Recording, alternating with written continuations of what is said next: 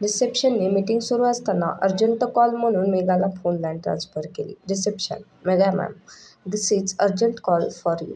Megha, okay, please transfer. पलीकडून आवाज येतो. हॅलो ताई, मी रेवतीशी आता रजिस्टर मॅरेज करतोय मी. तुला न सांगता लग्न करू शकत नव्हतो म्हणून आधी तुला सांगितलं. मन हलकं झालं ताई. समोरून प्रमोद भराभरा बोलून गेला.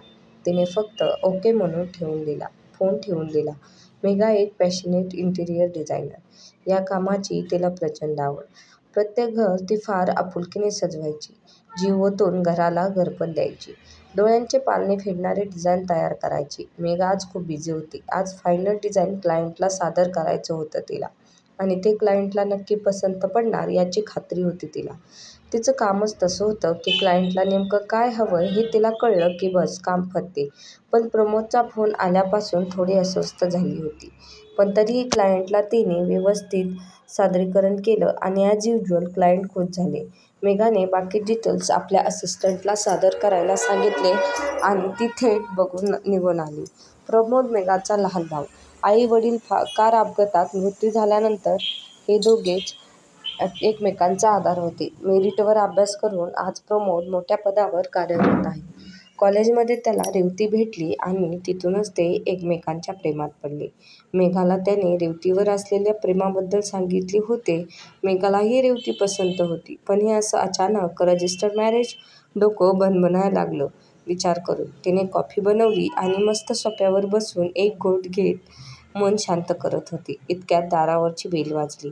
मेघाने दार उघडले. समोर प्रमोद आणि रेवती उभे. दोघांच्या गळ्यात फुलांचा हार आणि रेवतीच्या गळ्यातील मंगळसूत्र सगळं सांगून जात होतं की खरोखरच यांनी लग्न केलं. मेघाने दोघांनाही आत येण्यास मज्जाव केला आणि ती तडक आत निघून गेली. आतून गाडीची चावी घेऊन आली. मेघा, चला. प्रमोद, ताई प्रश्नार्थक मुद्रेने. कुठे? मेघा, रेवतीच्या घरी. प्रमोद, अगं पण. मेघा, सगळं आत्ताच सांगू. चल आधी हे घे चावी. गाडी स्टार्ट कर. प्रमोद, ओके. मेघा, रेवती घरी अजून काही माहीत नसेलच तुमच्या लग्नाबद्दल? रेवती, नाही ताई, पण मला खूप भीती वाटतेय. मेघा, लग्न करताना नाही वाटली? मग आता का घाबरतेस? प्रमोद, ताई नको ना, खूप राडा होईल. मेघा, काय घाई होती लग्नाची? आपण सविस्तर मागणी घातली असती. हे डायरेक्ट रजिस्टर मॅरेज करायची काय गरज होती? प्रमोद, मीही तेच बोलत होतो तिला, पण ही ऐकायलाच तयार नव्हती. जीव द्यायला निघाली होती. मेघा, कसल्या ग सुशिक्षित मुली? आपल्या प्रेमावर विश्वास नव्हता की स्वतःवर? रेवती, नाही ताई, तसं नाही. पण आमच्या घरी लव्ह मॅरेजला परवानगी नाही आणि प्रमोदचे आईवडीलही नाही. म्हणजे तो अनाथ आहे म्हणून पण परवानगी नाही. मेघा, मी बघते काय ते. ते हार काढून गाडीतच ठेवा आणि रेवती, तू ते मंगळसूत्रही बाजूला काढून ठेव. अनाथ हा शब्द ऐकून तर तिचा पारा चढला होता. पण तसं तिने दाखवले नाही. गाडी रेवतीच्या घरासमोर येऊन थांबली. घर कसला सुंदर असा बंगला होता तो. मेघा, प्रमोद, गाडीतल्या 2 बॅग सोबत घे. प्रमोद, काय आहे त्यात? मेघा, चल आधी मग कळेल. तिघेही दरवाजासमोर येऊन थांबतात. मेघा एक दीर्घ श्वास घेऊन दारावरची बेल वाजवणार त्याआधीच आतून दार उघडते. तिघेही आश्चर्य व्यक्त करतात. रेवतीच्या घरी आधीच काही पाहुणे आलेले होते. घरातून रेवतीचे आईबाबा त्या पाहुण्यांना निरोप देण्यासाठी बाहेर पडत होते. रेवतीला बघून तिची आई पाहुण्यांना तिची ओळख करून देऊ लागली आणि मग पाहुण्यांचा निरोप घेऊन सगळे आत आले. तोपर्यंत मेघा आणि प्रमोद शांतच होते. पाहुणे निघून जाताच रेवतीची आई, रेवती, तुला सांगितलं होतं ना आज घरी पाहुणे येणार आहेत म्हणून? आज तरी घरी थांबायचे होते. रेवतीचे बाबा, जाऊ दे ग, लहान आहे अजून ती. रेवतीची आई, लहान? आता तिच्यासाठीच पाहुणे बोलावले होते ना. रेवती, म्हणजे? एव्हाना मेघाला घरच्यांच्या बोलण्यावरून अंदाज आला होता की ते पाहुणे रेवतीला पसंत करण्यासाठी रेवतीला मध्येच थांबवत मेघाने स्वतःची आणि प्रमोदची ओळख करून दिली. मेघा, सर, मी मेघा सबनीस आणि हा माझा लहान भाऊ प्रमोद. MBA केलं आहे त्याने आणि मोठ्या हुद्द्यावर कामाला आहे. आज मी त्याच्यासाठी रेवतीला मागणी घालायला आले आहे. रेवती आणि प्रमोद एकमेकांना आश्चर्याने बघतात. आपली ताई आपल्याला यासाठी इथे घेऊन आली याची अपेक्षाच नव्हती त्यांना. इतक्यात रेवतीचा मोठा भाऊ विक्रम आत येतो, जो पाहुण्यांना सोडवायला बाहेर गेलेला असतो. विक्रम, सॉरी, पण ते शक्य नाही.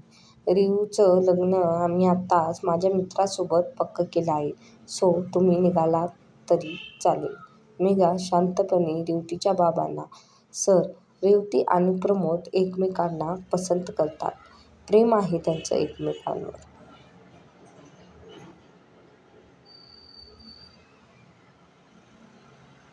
रेवतीचे आईबाबा आणि विक्रम रेवतीकडे बघतात. रेवतीची खाली झुकलेली मान त्यांना सर्व काही सांगून जाते. रेवतीचे बाबा, काहीसा विचार करून, मग तुमच्या आईवडिलांना माहीत आहे का हे, की तुम्ही परस्पर ठरवून आलात का सबनीसांच्या मुलांना आगाऊपणा करण्याची सवयच आहे? मेघा तरीही शांतपणे, नाही, आम्हा सबनीसांच्या मुलांना मुळात आगाऊपणा जमतच नाही.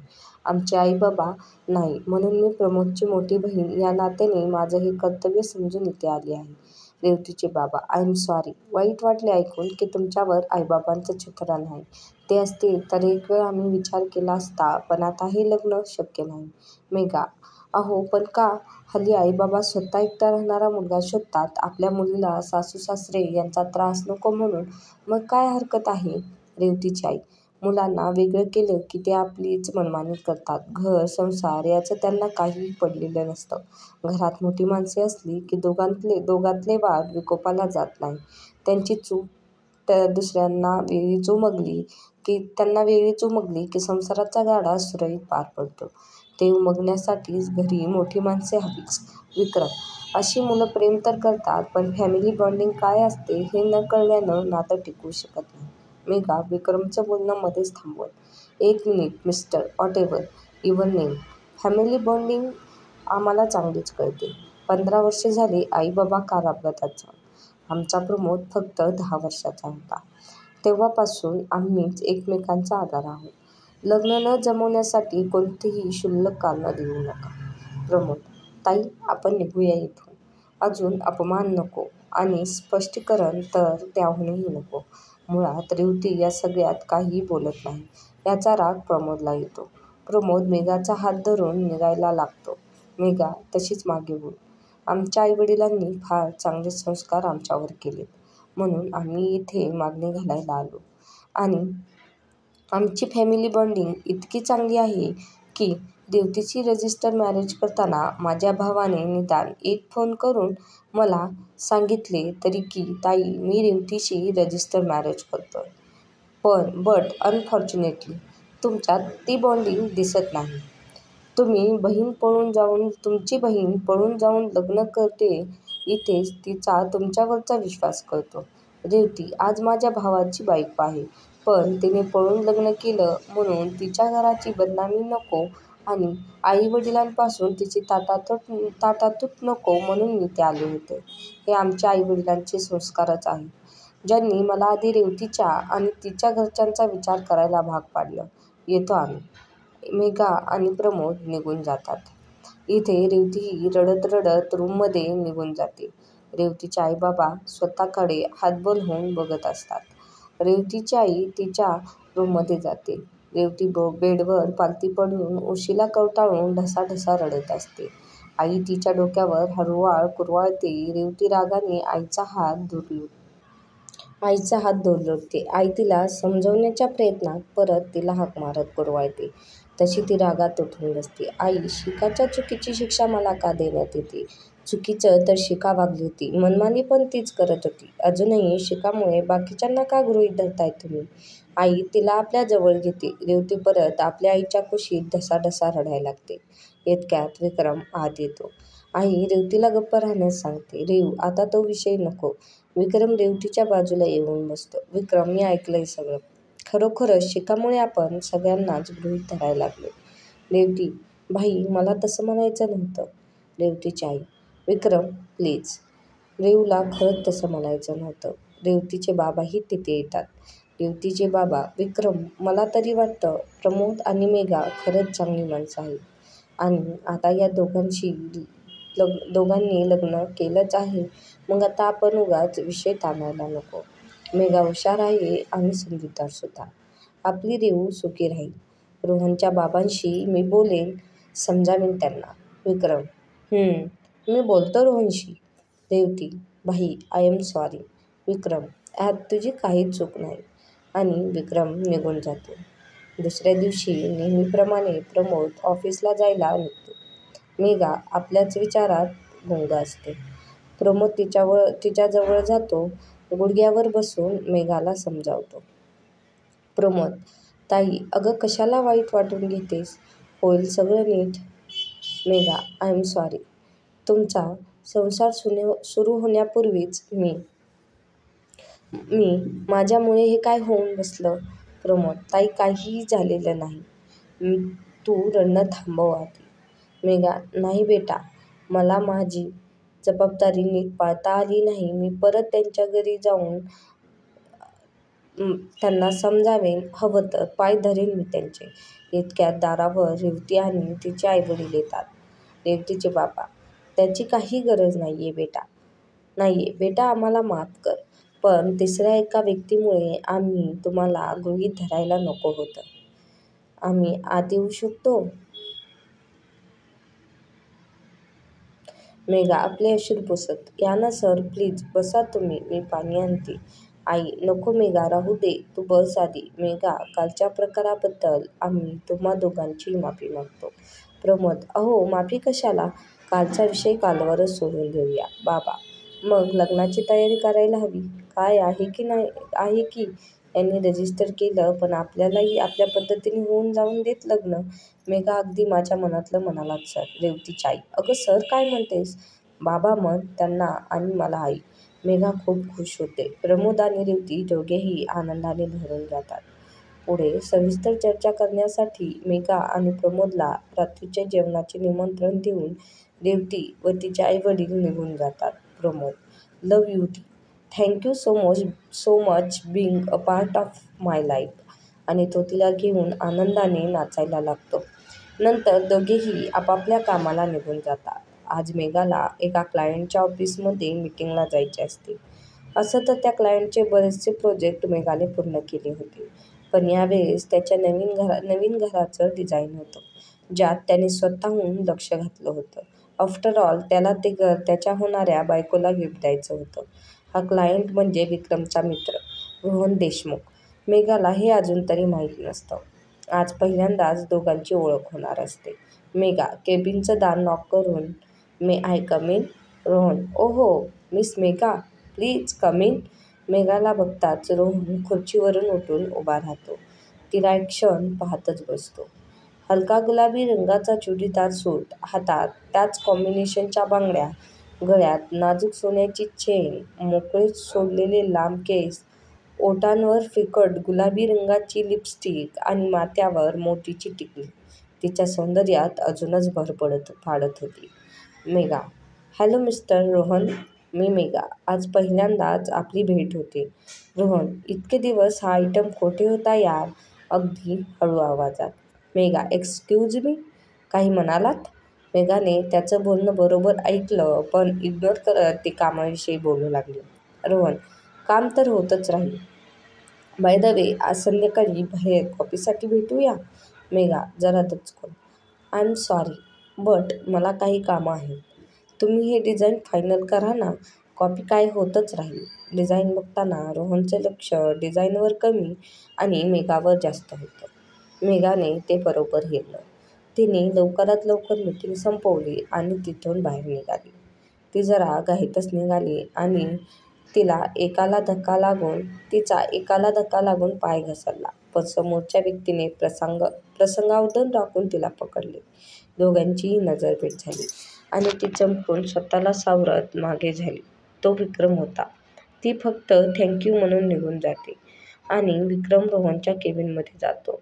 रोहन: हाय विक्रम. हाय विक्रम, आज सकाळीच येणं केलंस? विक्रम: रोहन, तुझ्याशी थोडं बोलायचं होतं. रोहन: हा बोल ना. तू एवढा अपसेट का आहेस? Is everything okay? विक्रम, रेवतीशी तुझं लग्न नाही होऊ शकत. I am sorry for that. I hope you can understand. याचा आपल्या मैत्रीवर काही परिणाम नाही होणार. आणि तो रेवती व प्रमोदबद्दल सांगतो. रोहन, बस काय यार. It's okay. ॲक्च्युली रोहनला रेवतीशी काही घेणं देणं नव्हतं. रेवतीसोबत लग्न करून त्याला विक्रमकडून आपला बिझनेस वाढवून घ्यायचा होता. पण आता रोहनला बिझनेसपेक्षा मेघामध्ये जास्त इंटरेस्ट वाटत होता. म्हणून लग्न तुटण्याचं वाईट त्याला वाटत नव्हतं. रोहन स्मार्ट, हुशार आणि एक श्रीमंत मुलगा, पण तो थोडा स्त्रीलंपट होता. आजही मुलगी तर उद्या दुसरी. विक्रमची आणि त्याची भेट एका कॉन्फरन्स दरम्यान होते. त्याच्या गोड बोलण्याच्या स्वभावामुळे तो चांगलाच परिचयाचा होऊन जातो. विक्रम स्वतःहून रेवतीच्या लग्नाचा प्रस्ताव रोहनसमोर मांडतो. रोहनचा मूळचा स्वभाव फार वेगळा असतो. रात्रीच्या जेवणासाठी मेघा आणि प्रमोद रेवतीच्या घरी येतात. प्रमोद आणि रेवतीचं लग्न डेस्टिनेशन वेडिंग असं ठरवतं.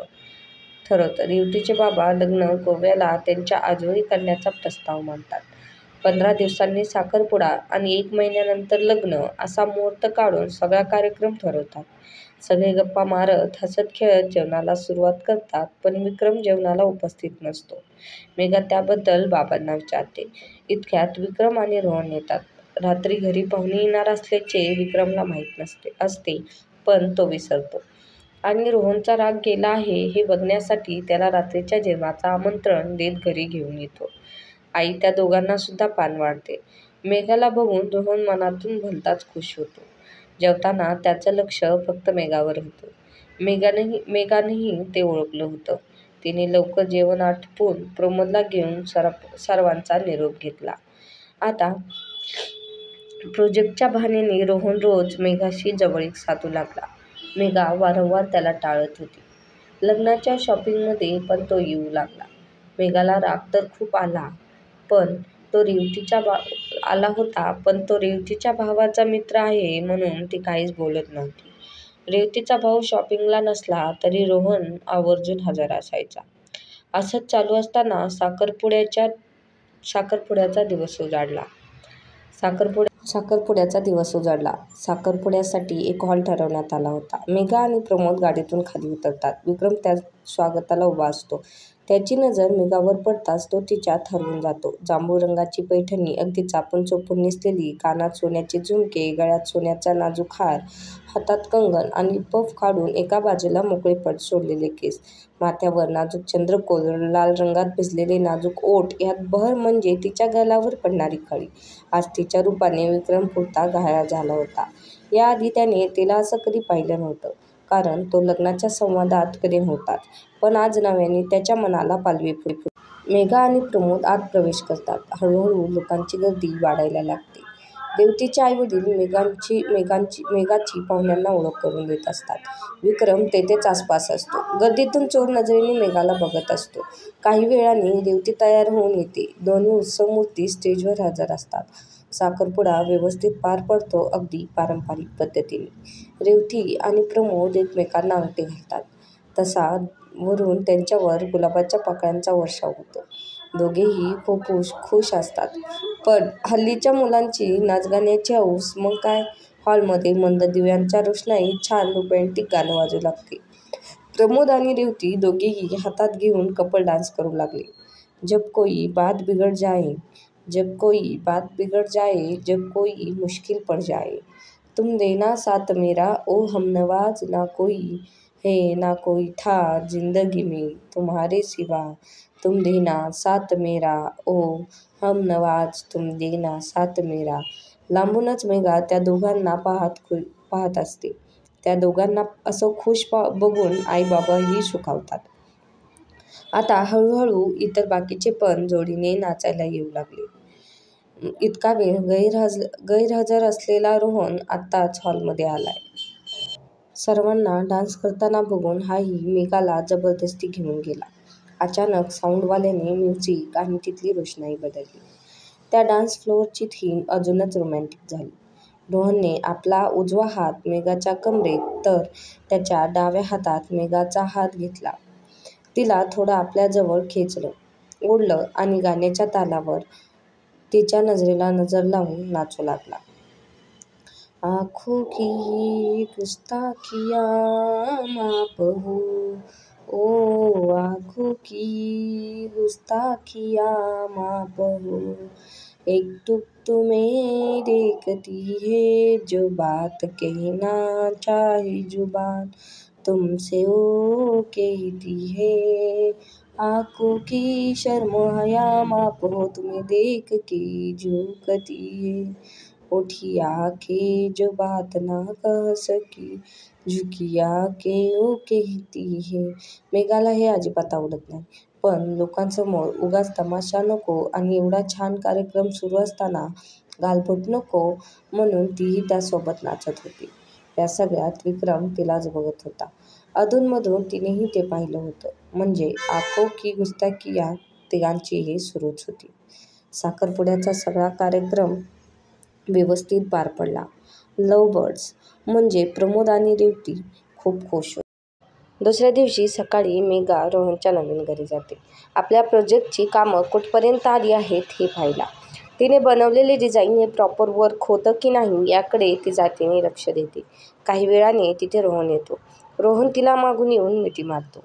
मेघा तडक मागे फिरून रोहनच्या कानशिलात लावते. रोहन स्तब्ध होऊन जातो. आसपास बघतो तर तिथे त्या दोघांशिवाय कोणीच नसतं. मेघा तिथून निघून जात असते. Rohan, Megha, is anything wrong with me? माझ्यात काही कमी आहे का? आजवर खूप मुली पाहिल्या. गुड लुकिंग श्रीमंत मुलगा म्हटलं तर लगेच भाळतात.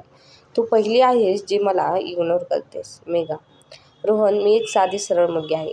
माझं जगण्याचं वे ऑफ थिंकिंग वेगळं आहे. मी तुझ्या टाईपची नाही आहे.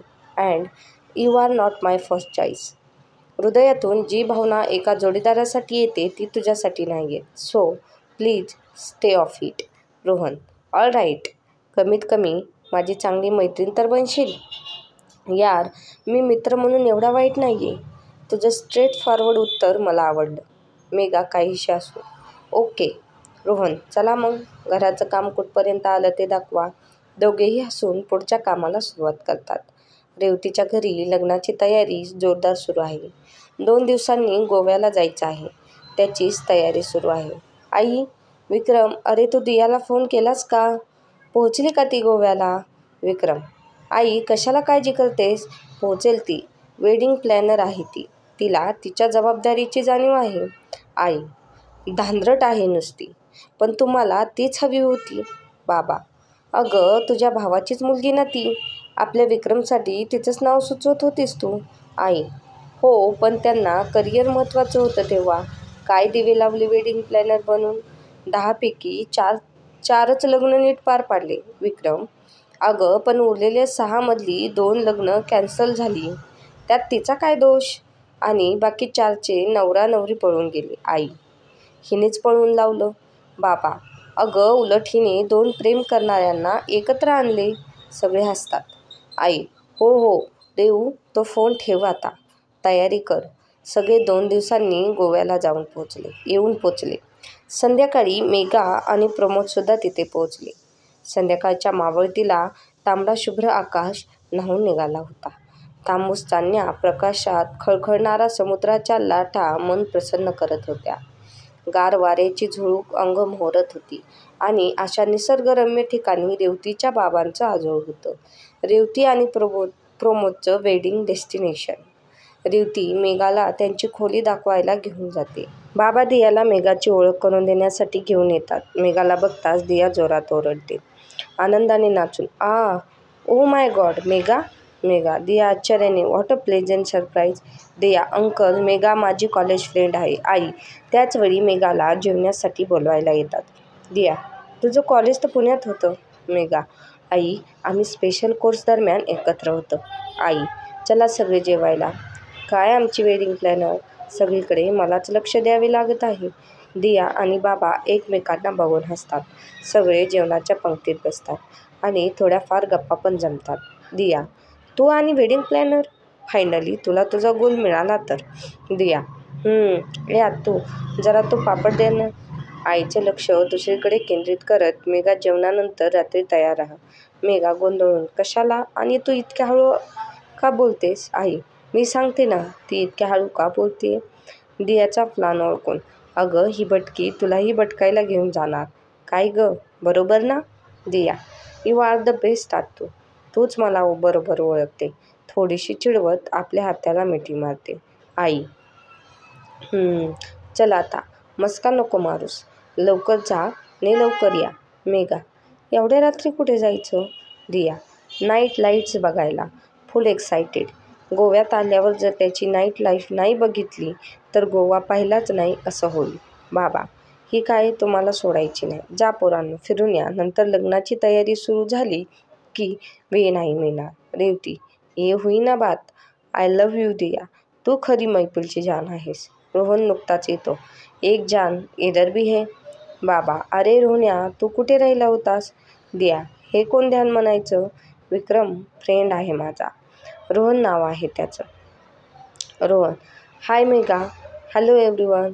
आई, रोहनला पण जेवण्याचा आग्रह करते, पण तो जेवण बाहेरच करून आल्याचं सांगत फ्रेश होण्यासाठी जातो. इथे दिया आणि रेवती तयार होऊन बाहेर सर्वांची वाट बघत असतात. लगेचच तिथे रोहन आणि प्रमोदही दोघेही येतात. अजून विक्रम आणि मेघा यायचे बाकी होते. रेवती, काय करूया? बाईक्सने जायचं की 4 व्हीलर?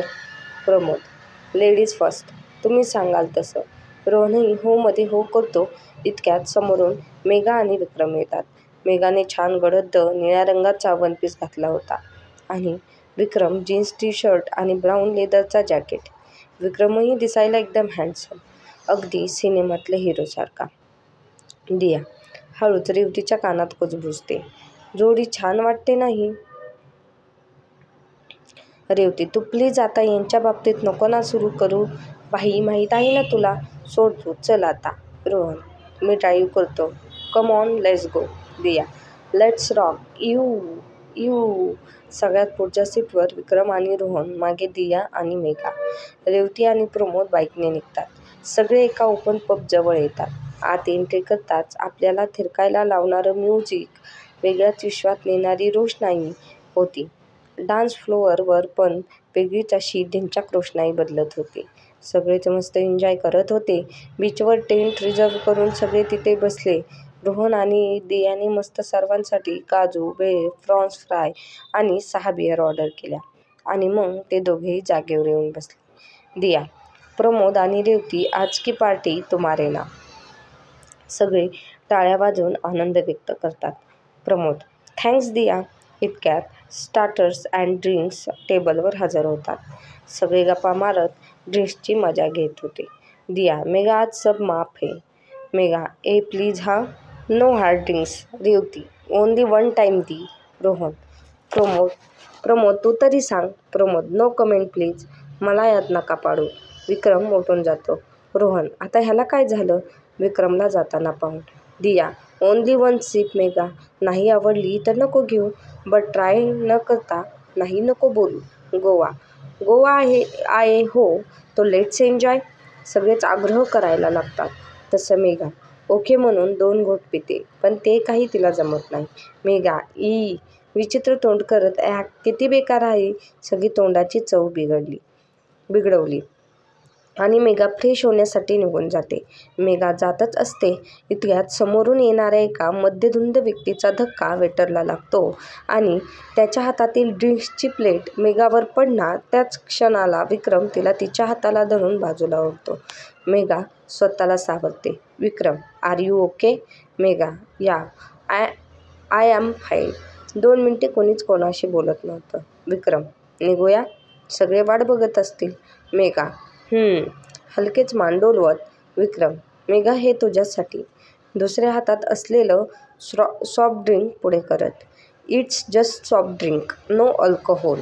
तू हार्ड ड्रिंक्स घेत नाही म्हणून आणली तुझ्यासाठी. मेघा, थँक्यू. मिश्किल हसत आणि दोघेही आपल्या जागेवर येऊन बसतात. दिया, चल ना, नाचूया. जाम भारी म्युझिक सुरू आहे. मेघा आणि विक्रम सोडून बाकीचे डान्स फ्लोअरवर जातात. हे दोघे बसूनच एन्जॉय करत होते. स्वभाव एकसारखा जुळत असल्याने रोहन आणि दिया चांगलेच जवळ यायला लागले होते. पहाटे 4 वाजता सगळे घरी जायला निघतात. यावेळेस दिया आणि रोहन बाईकने निघतात. विक्रम स्वतः गाडी चालवतो. रेवती मस्त प्रमोदच्या खांद्यावर डोकं ठेवून मागच्या सीटवर झोपी जाते. खिडकीतून येणाऱ्या गार वाऱ्यामुळे प्रमोदही तिच्या डोक्यावर डोकं ठेवून झोपून जातो. पहाटेच्या वेळी मोकळ्या रस्त्यावर गाडीच्या वेगात गार वाऱ्याची झुळूक मन प्रसन्न करत होती. दोघेही शांतच. मेघा गाडीतला म्युझिक सिस्टम चालू करते. नकळत गिअर बदलताना विक्रमच्या हाताला मेघाचा स्पर्श होतो. दोघेही शांतात. विक्रम सॉरी बोलून समोरचा मिरर ठीक करतो. मेघाही मनात चलबिचल झाल्याने खिडकीतून बाहेर निहाळत बसते. विक्रम अधूनमधून तिलाच बघत असतो. गाडी एकदाची दारावर येऊन थांबते. मेघा रेवती आणि प्रमोदला उठून घरी आल्याचं सांगते. तसं ते दोघेही जांभळी देत आपापल्या खोलीत निघून जातात. दिया आणि रोहन आले नाही म्हणून मेघा आणि विक्रम तिथेच गाडीजवळ त्यांची वाट बघत असतात. विक्रम, खूप उशीर झालेला आहे. तू जाऊन झोपू शकतेस. मी थांबतो इथे त्यांची वाट बघत. मेघा, इट्स ओके, थांबते मी पण. तेवढीच तुम्हाला कंपनी. विक्रम हळूच गोड स्माईल देत. ओके. दोघांच्याही छान गप्पा रंगतात. गप्पांमध्ये 6 कधी वाजले कळतच नाही दोघांना. इतक्यात बाबा मॉर्निंग वॉकसाठी बाहेर पडतात. बाबा, काय रे, लवकर उठलात? त्यांनी दोघांच्या कपड्यांवरून आधीच ओळखलं की हे अजून घरात गेलेले नाही. विक्रम, नाही, दिया आणि रोहन अजून आले नाही ना, त्यांचीच वाट बघतोय. बाबा, ते तर कधीच येऊन झोपले. ती काय त्यांची बाईक. आणि ते निघून जातात. मेघा आणि विक्रम आश्चर्याने बघत गालातल्या गालात हसतात. विक्रम मेघाला जाताना अडून, मेघा, तुझी कंपनी खरंच चांगली वाटली. थँक्स. मेघा हसून पुढे जाते. विक्रमच्या या वाक्याने ती वेगळीच आनंदून जाते. आज रेवती आणि प्रमोदची मेहंदी आहे. दिया जरी धांदळत वाटत असली तरी तिने तिची जबाबदारी उत्तमरित्या सांभाळली. सकाळी मेहंदी होती. रात्री असाच नाच गाण्याचा कार्यक्रम ठरला होता. रेवतीच्या चेहऱ्यावर प्रमोदच्या प्रेमाने आधीच रंग भरला होता. आता मेघाच्याही सजण्यात सवरण्यात हलकासा बदल झाला होता. आपल्याला कोणीतरी नोटीस करतं या विचाराने ती स्वतःकडे जास्त कटाक्ष टाकत होती. आता तिची नजर विक्रमलाच आधी शोधत होती. मेहंदीच्या कार्यक्रमात पुरुष मंडळीचं काहीच काम नसल्याने त्यांना वेगळी सोय केलेली होती. त्यांच्या मस्त गप्पा-टप्पा सुरू होत्या. विक्रम लॅपटॉपवर त्याचे काही मेल चेक करत होता. हवेची एक झुळूक त्याला स्पर्श करून गेली. तो पुन्हा रात्रीसारखा शहारला. त्याने त्या वाऱ्याच्या दिशेने पाहिलं तर अबोली रंगाची घागरा चोली, त्यावर जाळीदार आणि नाजूक मोती असलेली ओढणी पांघरलेली, त्यातून तिची नाजूक कंबर लपाछपी करत नजरेस पडत होती. त्याने लगेच नजर चोरली, पण मन काही थांबत नव्हतं. न राहून त्याने परत तिला पाहिलं. त्याच कमरेवर ती सोनसाखळी अजून आकर्षक वाटत होती. गोऱ्या हातावर काढलेली ती नक्षीदार मेहंदी, पायात घुंगरूंनी भरलेलं पैंजण, कानात खड्यांची झुमके, ओठांवर हलकीशी लिपस्टिक आणि तिच्या गालावरची खळी. आज तो परत तिच्या सौंदर्यावर भुलला होता. तिला येताना पाहतच बसला. ती येतच होती की खाली पडलेल्या काचेच्या तुकड्यावर तिचा पाय पडला. आई गं, म्हणत ती ओरडली. तसा विक्रम भानावर येत तिच्याकडे धावला, पण आधीच तिथे रोहन पोचला. रोहनने लगेच तिच्या पायात रुतलेला काचेचा तुकडा काढला आणि आपल्या खिशातला रुमाल तिच्या जखमेवर बांधला. काय मेघा, खाली बघून चालायचं ना. दिया घेऊन जाईन नीट हिला. आता आराम कर थोडा, रोहन म्हणाला. विक्रम अजूनही तिला निहाळत होता. न बोलून दोघींचीही नजर खूप काही सांगून जात होती. हा म्हणता लग्न फार व्यवस्थित पार पडलं. लग्नानंतर 5-6 दिवस तिथेच राहून उरलेल्या विधी पूर्ण करून रेवती आणि प्रमोद डायरेक्ट हनीमूनला जाणार होते. त्यांच्या जवळच्या मित्रांनीच तसा पॅकेज त्यांना गिफ्ट दिला होता. मेघाला काही कामामुळे लवकर निघावं लागलं. तिने पॅकिंग केली आणि एअरपोर्टसाठी कॅब बुक केली. कॅब येताच सगळ्यांचा निरोप घेऊन निघाली. 15 मिनिटांनी आणखी एक कॅब आली. मेघाला एअरपोर्टवर येण्यासाठी तो कॅब ड्रायव्हर विक्रमला भेटतो आणि सांगतो. दियाही तेथेच असते. विक्रम आणि दिया काळजीत पडतात. विक्रम बाईक घेऊन मेघाला शोधायला निघतो. घरी सगळे घाबरतील म्हणून दिया आणि रोहन इतक्यात कोणाला काही सांगत नाहीत. विक्रम बाईक घेऊन थेट एअरपोर्टच्या दिशेने निघतो. अधूनमधून तिला फोनवर कॉन्टॅक्ट करण्याचा प्रयत्न करत असतो, पण तिचा फोन बंद येतो. या 15 मिनिटात नक्की काय झालंय काहीच कळायला मार्ग नव्हता. एअरपोर्टवर पोहोचण्यासाठी लागणारा तासाभराचं अंतर विक्रमने अर्ध्या तासात पार केलं होतं. इथे रोहन आणि दिया सुद्धा तिला शोधण्याचा प्रयत्न करत होते. विक्रम एअरपोर्टवर सर्वत्र चौकशी करतो, पण मेघाचा काहीच पत्ता लागत नाही. सतत रोहन आणि दियाला सुद्धा संपर्कात ठेवून असतो. विक्रमच्या मनात मेघाबद्दल भीती वाटायला लागते. दुपारपासून मेघाला शोधता शोधता रात्रीचे 9 वाजतात. इथे घरी सगळे विक्रम कुठे गेला म्हणून विचार करतात. तसं रोहन काहीतरी काम सांगून वेळ मारून येतो. 2 दिवसांपासून रिमझिम पाऊस पडतच होता. आज आता अचानक पावसाने जोर धरला होता. एका चहाच्या टपरीवर येऊन विक्रम थांबला. तिथे पण मेघाचा मोबाईलमधला फोटो दाखवत तिची चौकशी करू लागला. पावसात तो पूर्णपणे भिजला होता. गार वाऱ्याची थंडी घालवण्यासाठी तो तिथेच थांबून चहा पीत बसला. पावसाचा जोर वाढत होता म्हणून टपरीवालाही घरी जाण्याच्या घाईत होता. सहज विक्रमला पाठवले की त्याच्या सॉफ्टवेअर क्षेत्रातील मित्राकडे लोकेशन ट्रॅकिंग डिव्हाइस आहे. म्हणजे त्या डिव्हाइसचं काम सुरू आहे. विक्रमने त्याची मदत घेण्याचं ठरवलं. पण तो अशा ठिकाणी होता जिथे मोबाईलला रेंजच नव्हती. तो परत घराच्या दिशेने मेन रोडवरून निघाला. थंडीने आता त्यालाही कापरी भरली होती. पण तरीही मेघाला शोधण्याची वेगळीच ओढ लागली होती. भर पावसात बाईक वेगाने चालवणं शक्य नव्हतं म्हणून तो नॉर्मल गतीने चालला होता. आसपास नजर फिरवत होता की कुठेतरी मेघा दिसेल. असंच जाता जाता रस्त्याच्या कडेला कोणीतरी पडलेलं त्याला दिसलं. त्याने बाईक थांबवली आणि तिथे जायला निघाला. एकीकडे मेंदू पुढे जाण्यास नकार देत होता, कारण एवढ्या पावसात अशा सामसूम ठिकाणी कोण काय येईल? कोणी लुटारू टोळी असली तर? पण दुसरीकडे मन म्हणत होतं की न जाणो मेघाला अशी मदत लागली तर? कुणीतरी करावी. कदाचित आपली पुण्याई तिच्या कामी येईल. विक्रम जवळ जाऊन बघतो तर ती एक स्त्री असते हे त्याच्या लक्षात येतं. ती अक्षरशः चिखलात माखलेली होती. ती पाठमोरी असल्याने तिचा चेहरा दिसत नसतो. आणखी जवळ जाऊन तिला सरळ करताच तो चमकतो, कारण ती मेघा असते. एक क्षण त्याला खूप आनंद होतो, पण तिची अवस्था बघता तो थोडा काळजीत पडतो. तिला उचलून बाईकवर बसवतो, पण तिची शुद्धच हरपल्यामुळे थोडं कठीण होतं. तो स्वतःचा शर्ट काढतो, त्याला दोरीसारखं पीळ घालतो. आधी तिला बाईकवरून बसवून स्वतः पुढे बसतो आणि त्या शर्टने तिला आपल्या पाठीवर घट्ट बांधून लवकरात लवकर सुरक्षित ठिकाणी पोहोचवण्याचा प्रयत्न करतो. धो पावसामुळे रस्तासुद्धा नीट दिसत नव्हता. इतक्यात विक्रमचा फोन वाजू लागला. पावसात रिंगटोन तर ऐकू येत नव्हती, पण व्हायब्रेशनमुळे गाडी थांबवून तो फोन रिसीव्ह करतो. गावाच्या जवळपास आल्यामुळे मोबाईलने रेंज पकडली होती. रोहन, हॅलो विक्रम, कुठेस तू? काही पत्ता लागला का मेघाचा? आणि पावसात कुठेस? काळजी करत आहेत सगळे. आता कुठे? तुझा फोन लागलाय. विक्रम, रिलॅक्स. मेघा भेटली, पण तिची कंडिशन खूप खराब आहे. मी नंतर सविस्तर सांगतो. आम्हाला घरी पोचायला बराच वेळ लागेल आणि पावसाचा जोर बघता सगळंच कठीण आहे. रोहन, ओके, मला सांग सध्या तुम्ही कुठे आहात? विक्रम त्याला तो उभा असलेल्या गावच्या ठिकाणाचं नाव सांगतो. अनायसे त्या गावी रोहनचा डॉक्टर मित्र राहत असतो. तो विक्रमला तिथे जाण्यास सुचवतो आणि स्वतः त्या मित्राला विक्रम मेघाच्या येण्याची कल्पना देऊन ठेवतो. मेघाची हालत बघता या पावसात दुसरा कोणताच पर्याय नसल्याने विक्रम रोहनच्या डॉक्टर मित्राकडे जातो. डॉक्टर दारातच त्यांची वाट बघत असतो. विक्रमला येताना बघून तोही धावत त्याच्याजवळ जातो आणि मेघाला सावरतो. दोघे मिळून मेघाला आत घेऊन येतात. डॉक्टरांच्या 2 मजली घराची केअरटेकर बाजूलाच राहत असते. तिच्या मदतीने मेघाचे ओले कपडे बदलून मेघाला आतल्या खोलीत बेडवर झोपवतात. डॉक्टर, विक्रम, मी तिला इंजेक्शन दिलं आहे. तिला लवकरच बरे वाटेल. तिला आराम करू देत. बाकी सगळं नॉर्मल आहे. देवाच्या कृपेने तिच्यासोबत काहीही वाईट घडलेलं नाहीये. So calm down. Vikram, thank you so much doctor. देवासारखे भेटला. डॉक्टर, आता तुम्ही चेंज करून घे. त्या कपाटात माझे काही कपडे आहेत ते घे. तूही खूप भिजलास. बाय द वे, मला हॉस्पिटलला निघायला हवं. माझी नाईट शिफ्ट आहे. सकाळी भेटू.